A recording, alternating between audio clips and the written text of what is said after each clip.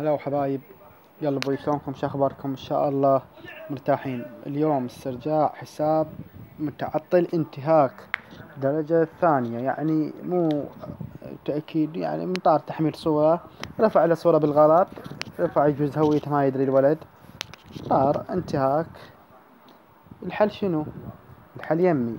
انا اشوف متابعيني باليوتيوب كلهم حساباتهم طايرة، فأنا جاي أسوي شروحات فما جاي يفتهمون منها، يعني أشرح وتعب حالي، وهم بالأخير يجون يقولوا لي رجع لنا، وما أردهم من عيني. والصراحة أسوي شرح مرة ثانية، وبلكي ولعله يفتهمون من الشرح، وإن شاء الله يعرفون يرجعون الحساب. نجي على متصفح الإنترنت، أي متصفح عندك، جوجل كروم، متصفح الإنترنت. أهم شيء تدخل، تروح على تسجيل دخول، تخلي الإيميل.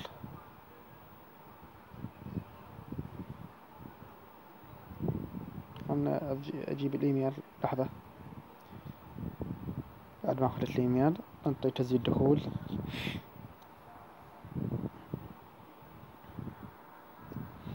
لما تعطيل حسابك ندخل على مركز المساعدة.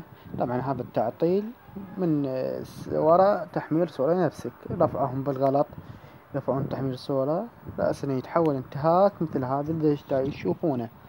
مثل نرجع ونقول إرسال طلب لا ترفعون عندنا، ترفعون من حساب مبرمج. خل أجيب إيميل الحساب المبرمج.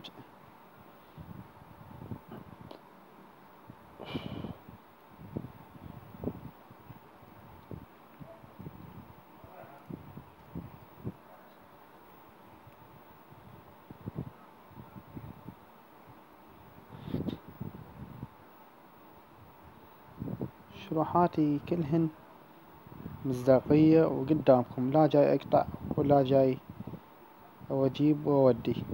الباسورد مثل ما تدرون حافظه أنا، حاجة أكتبه أنسخه. خلنا نظهر كلمة السر.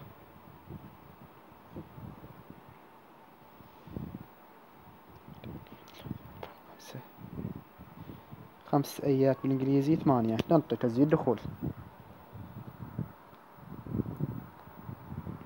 طلعت لكم تحميل صورة لنفسك.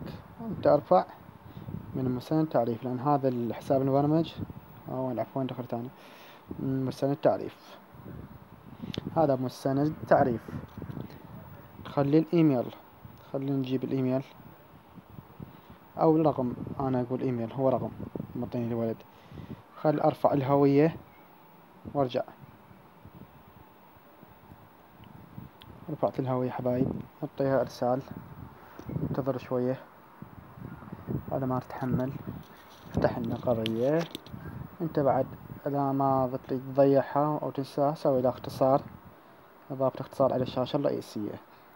هاي القضية بواسطة مستند التعريف، يرجع من خلال تأكيد هويتك ومستند التعريف. هو مو تحميل صورة، هو طاير انتهاك. بعد ما شان تحميل صورة وصار انتهاك، ترفع من تأكيد هويتك من مستند التعريف.